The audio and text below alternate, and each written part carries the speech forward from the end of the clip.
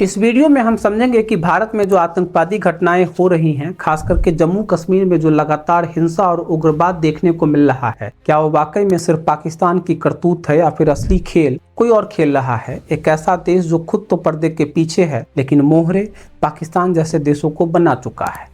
आज के वीडियो में बात करेंगे चीन की और समझेंगे कि कैसे वो पर्दे के पीछे से खेल रच रहा है, जो अब सिर्फ एलओसी पे नहीं बल्कि एलओसी के इस पार कश्मीर घाटी के भीतर अपनी पकड़ काफी मजबूत कर चुका है। इस वीडियो में हम स्टेप बाय स्टेप समझेंगे कि कैसे चीन ने पाकिस्तान को आर्थिक कर्ज, सैन्य समझौते और डिप्लोमेटिक दबाव से धीरे धीरे एक कॉलोनी में बदल दिया है, कैसे कश्मीर को एक नया प्रॉक्सी वार जोन बनाया गया जहां गोलियां पाकिस्तान की चलती है लेकिन निशाना और नीति चीन की राजधानी बीजिंग से तय होती है, और कैसे अप्रैल 2025 का पहलगाम हमला, पीओके में सीपीएसी की घुसपैठ और पीएलए की मिलिट्री प्रेजेंस, यह सब इक्का दुक्का घटनाएं नहीं, न ही ये सिर्फ आतंकवाद की आइसोलेटेड घटनाएं हैं। ये हर एक घटना, चाहे वो पहलगाम हमला हो, पीओके में चीनी निर्माण हो या पाकिस्तान की बढ़ती आक्रामकता, इन सब का सीधा और डायरेक्ट कनेक्शन है एक बहुत बड़े और गुप्त मास्टर प्लान से। ये बिखरी हुई घटनाएं नहीं है बल्कि एक दूसरे के साथ जुड़ी हुई बारीक कड़ियां हैं जो मिलकर एक ऐसा जाल बुन रही हैं जिसमें भारत को रणनीतिक रूप से फंसाने की कोशिश की जा रही है। और इस पूरे खेल में पाकिस्तान सिर्फ एक मोहरा है, असल में बाजी कोई और खेल रहा है और वह है चीन। 22 अप्रैल 2025 पहलगाम जम्मू कश्मीर की वादियों में घूम रहे टूरिस्टों पर आतंकवादी हमला हुआ। एक बार फिर से सवाल खड़े कर गया कि आतंकवाद अब भी कितनी गहराई तक फैला हुआ है। जंगल से निकल करके आए आतंकवादियों ने सीधे पर्यटकों पर गोलियां चलाई जो घूमने और तस्वीरें लेने के लिए खुले में मौजूद थे। 26 निर्दोष पर्यटक मारे गए। आतंकवादी पहले से प्लानिंग के साथ पहलगाम के जंगलों में छिपे बैठे थे और वारदात के बाद सुरक्षित भागने में भी कामयाब रहे। घटना के तुरंत बाद पाकिस्तान स्थित आतंकवादी संगठन द रेजिस्टेंस फ्रंट ने इस हमले की जिम्मेदारी ली। टीआरएफ को लश्कर तैयबा का एक नया फ्रंट माना जाता है जो भारत के कश्मीर के युवाओं के नाम पर आतंकवाद फैलाने की रणनीति के तहत ऑपरेट करता है। लेकिन इस बार टीआरएफ ने जिम्मेदारी लेने के कुछ ही घंटों बाद अपना बयान बदल दिया, जिससे कि यह संदेह और गहरा गया कि हमले की स्क्रिप्ट कहीं और से लिखी गई थी और टीआरएफ सिर्फ एक पर्दा डालने की कोशिश भर थी। इसके बाद भारत ने जवाबी कार्रवाई की। पाकिस्तान के अंदर घुस करके 9 आतंकवादी ठिकानों पर हमारे सैनिकों ने सर्जिकल स्ट्राइक्स की। इस ऑपरेशन में भारत ने हाई प्रिसीजन हथियारों और सैटेलाइट बेस्ड इंटेलिजेंस सिस्टम्स का इस्तेमाल किया। इस जवाबी कार्रवाई का असर भी दिखा। पाकिस्तान ने बौखला करके सीमा पे भारी सेलिंग शुरू कर दी और दोनों देशों के बीच में हवाई झड़पें भी काफी तेज हो गई। फिर पाकिस्तान ने सैकड़ों ड्रोन से भारत के मिलिट्री और सिविलियन टारगेट्स पर हमला किया। भारत ने जवाबी कार्रवाई में पाकिस्तान के कई एयर बेसेस तबाह कर दी। लेकिन इस बार पाकिस्तान के ड्रोन हमलों में एक बात तो बिल्कुल साफ दिखी कि ये कैपेबिलिटी पाकिस्तान की अपनी नहीं थी। पाकिस्तान इतना टेक्नोलॉजिकली एडवांस नहीं है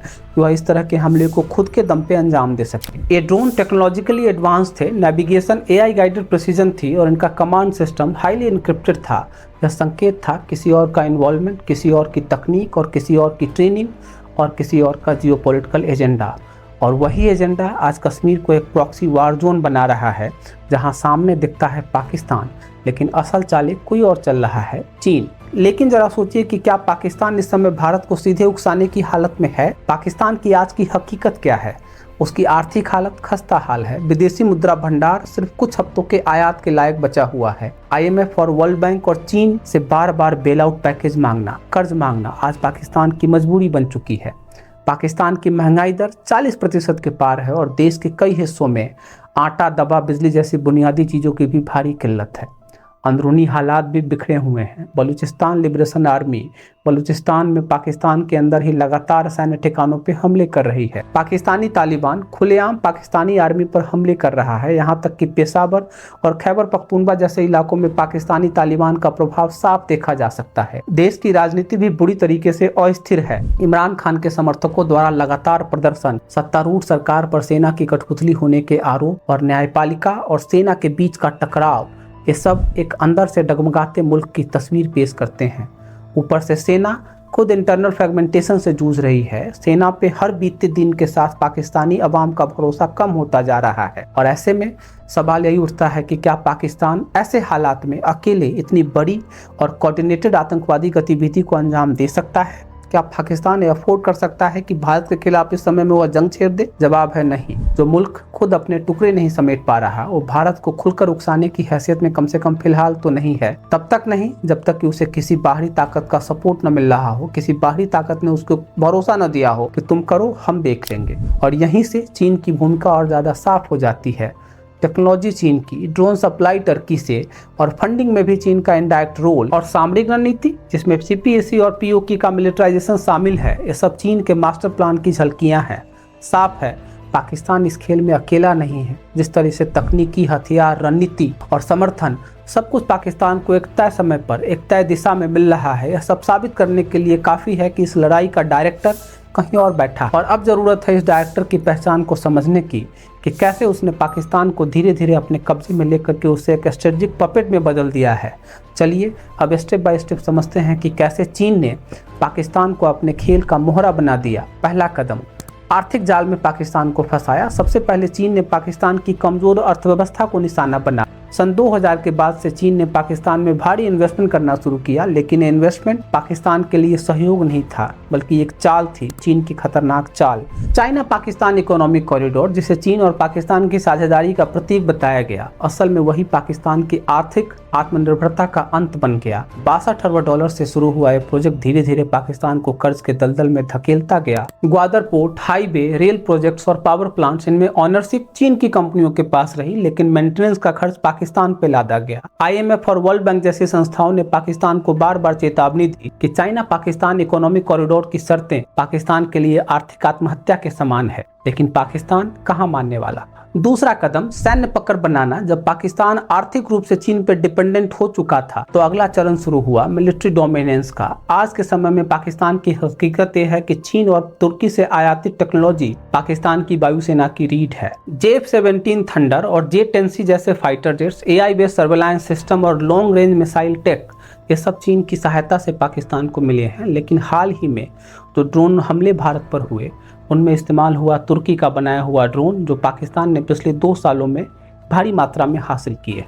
ये ड्रोन सटीक निशाने पर मार करने में सक्षम है और इन्हें ऑपरेट करने की ट्रेनिंग भी तुर्की से मिली मानी जाती है। कुछ हमलों में तुर्की पाकिस्तान की ज्वाइंट टैक्टिकल कोऑर्डिनेशन के भी संकेत मिले, जहां इंटेलिजेंस सपोर्ट चीन का था और एग्जीक्यूशन टूल्स तुर्की से आए। इसके अलावा पाकिस्तान की थल सेना को भी supply chain management, encrypted communication tools, targeting software चीन से मिला, जो अटैक्स के समय में इस्तेमाल हुआ। तीसरे कदम की अगर बात करें तो कूटनीतिक कब्जा। चीन ने पाकिस्तान की विदेश नीति को भी धीरे धीरे अपनी ओर मोड़ लिया। यूएन सिक्योरिटी काउंसिल में जब भी पाकिस्तान पर सवाल उठते हैं, चीन उसका खुल करके बचाव करता है। FATF जैसे अंतर्राष्ट्रीय संस्थाओं में जब पाकिस्तान को ब्लैकलिस्ट होने की नौबत आती है, चीन और तुर्की जैसे उसके सहयोगी उसको निकाल लेते हैं वहां से। भारत के खिलाफ जब भी कोई अंतर्राष्ट्रीय मसला उठता है, जैसे कि कश्मीर पर, तो चीन इसे डिस्प्यूटेड कर करके पाकिस्तान की लाइन को सपोर्ट करता है। और जब भारत ने ऑपरेशन सिंदूर के तहत आतंकी ठिकानों को नष्ट किया, तो चीन ने ग्लोबल मंचों पर पाकिस्तान का पक्ष लिया। हालांकि हमला पूरी तरीके से सेल्फ डिफेंस में था। नतीजा, पाकिस्तान आज के समय में एक स्वतंत्र देश नहीं, बल्कि चीन का एक रणनीतिक उपकरण बन चुका है। पाकिस्तान की फॉरेन पॉलिसी अब बीजिंग से संचालित होती है। उसकी इकोनॉमी चीन के कर्ज पर चल रही है और उसकी सैन्य क्षमता चीन की फैक्ट्री से निकलती है और उसकी कूटनीतिक भाषा चीन की नीति से मेल खाती है। पाकिस्तान ऑक्युपाइड कश्मीर में चीनी सैनिकों की तैनाती, CPEC रूट पर सर्वेलांस और भारत के खिलाफ हाइब्रिड वार टैक्टिक्स सब इस बात की पुष्टि करते हैं कि पाकिस्तान अब खुद कुछ नहीं कर रहा, बल्कि वही कर रहा है जो चीन चाहता है। और इस पूरे खेल का सबसे अहम मोहरा है पाकिस्तान ऑक्युपाइड कश्मीर, जिसको कि शॉर्ट में हम POK बोलते हैं।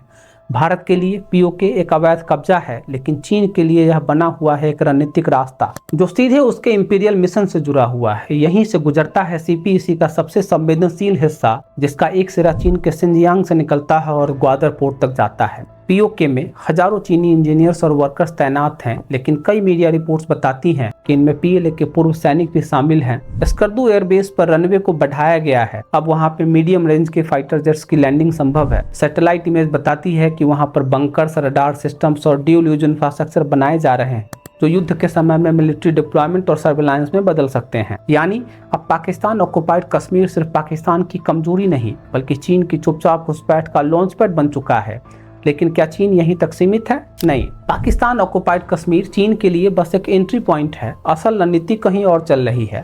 अब समझते हैं कि चीन की वो सबसे बड़ी योजना जो 2049 की तारीख से जुड़ी हुई है। 2049 से पहले चीन का मिशन है भारत को चारों तरफ से घेरने की रणनीति, और कश्मीर उसका सेंट्रल फ्रंट क्यों है। चीन के लिए 2049 एक तारीख नहीं है, यह एक लक्ष्य है। चीन की कम्युनिस्ट पार्टी 2049 में अपने 100 साल पूरे कर रही है, और इस अवसर पर वहां के राष्ट्रपति शी जिनपिंग चाहते हैं कि चीन बन जाए दुनिया की सबसे ताकतवर ताकत, आर्थिक ताकत, सैन्य दबदबा और वैचारिक वर्चस्व। और इस मिशन में 3 प्राथमिक लक्ष्य तय किए गए हैं। सबसे पहला, अमेरिका की ग्लोबल इन्फ्लुएंस को घटाना, पड़ोसी विरोधियों को निष्क्रिय करना या उनको घेर लेना, और एक ऐसा नेटवर्क बनाना जिसे न रोका जा सके न तोड़ा जा सके। और भारत इस मिशन के रास्ते में सबसे बड़ा रोड़ा है, सबसे बड़ा अवरोध भारत है। क्यों? क्योंकि भारत क्वाड का अहम हिस्सा है। सीमाओं पर वह चीन के आगे झुकने को तैयार नहीं है, और चीन की सबसे महत्वाकांक्षी और सबसे बड़ी परियोजना बेल्ट एंड रोड इनिशिएटिव का भारत खुलकर के विरोध करता है। चीन की रणनीति है कि भारत को चारों तरफ से घेरो, उत्तर में LAC पर टकरा, पश्चिम में पाकिस्तान ऑक्युपाइड कश्मीर और पाकिस्तान के जरिए, दक्षिण में श्रीलंका, मालदीव और ग्वादर पोर्ट, पूर्व में बांग्लादेश, म्यांमार और अरुणाचल प्रदेश पर दबा, और इस पूरे जाल के केंद्र में है कश्मीर। क्यों? क्योंकि POK से गुजरता है चीन का ग्वादर कॉरिडोर, क्योंकि कश्मीर में हिंसा से भारत की सेना घरेलू मोर्चे पर व्यस्त रहती है, और क्योंकि चीन को अगर भारत में सैन्य दखल का बहाना चाहिए तो कश्मीर उसका परफेक्ट जस्टिफिकेशन है। यानी 2049 से पहले चीन की सबसे बड़ी तैयारी है कि भारत को अंदर से उलझाना और बाहर से घेरना, और इस पूरी रणनीति का सेंट्रल फ्रंट है कश्मीर। लेकिन सिर्फ इतना ही नहीं, चीन के पास एक और डर है, और वह है भारत की आर्थिक उभरती हुई ताकत। अमेरिका और चीन के बीच तनाव लगातार बढ़ रहा है। Technology, supply chain, chip manufacturing और ट्रेड वार के मोर्चों पर दोनों देशों के बीच में तनाव चरम पर है। ऐसे में दुनिया की कई बड़ी कंपनियां अब चीन की बजाय भारत को अपनी अगली मैन्युफैक्चरिंग डेस्टिनेशन मान रही है, और यही कारण है कि चीन को डर है कि अगर भारत शांत, स्थिर और कारोबारी रूप से अनुकूल बना रहा तो उसकी जगह ग्लोबल इन्वेस्टमेंट हब के तौर पर भारत ले लेगा।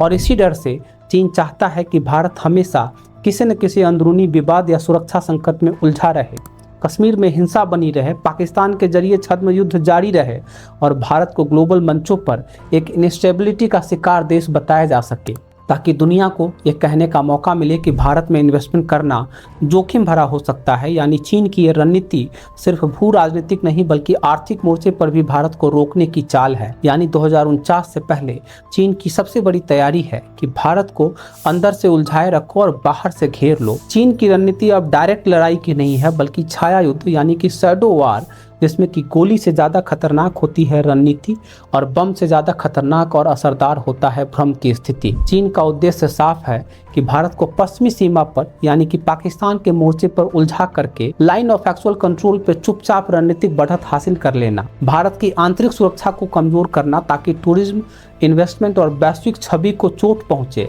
बिना सीधी जंग के POK में अस्थायी उपस्थिति बनाए रखना, भारत को ऐसी स्थिति में लाना कि उसकी कोई भी सैन्य प्रतिक्रिया अंतर्राष्ट्रीय दबाव और आलोचना को न्योता दे।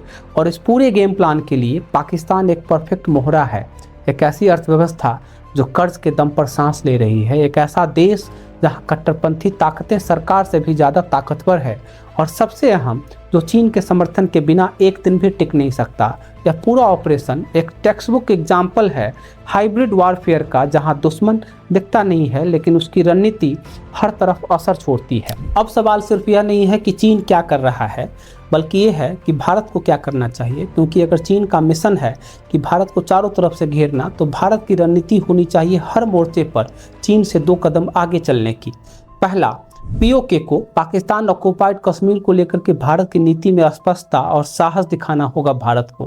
भारत को सिर्फ पाकिस्तान ऑक्युपाइड कश्मीर को अपना क्षेत्र कहने से आगे बढ़ना होगा, उसे वैश्विक मंचों पर एक अवैध कब्जा कह करके डिप्लोमेटिक रूप से एक्सपोज करना पड़ेगा पाकिस्तान को भी और चीन को भी। जो देश चीन के बेल्ट एंड रोड इनिशिएटिव में हिस्सा ले रहे हैं उन्हें यह समझाना पड़ेगा कि CPEC मतलब कि China Pakistan economic corridor Bharat की संप्रभुता का उल्लंघन करता है, और भारत को अपने पारंपरिक नक्शों और पॉलिसी स्टेटमेंट्स में पाकिस्तान ऑक्युपाइड कश्मीर को भारत का अभिन्न हिस्सा मानने का रुख और भी स्पष्ट करना होगा।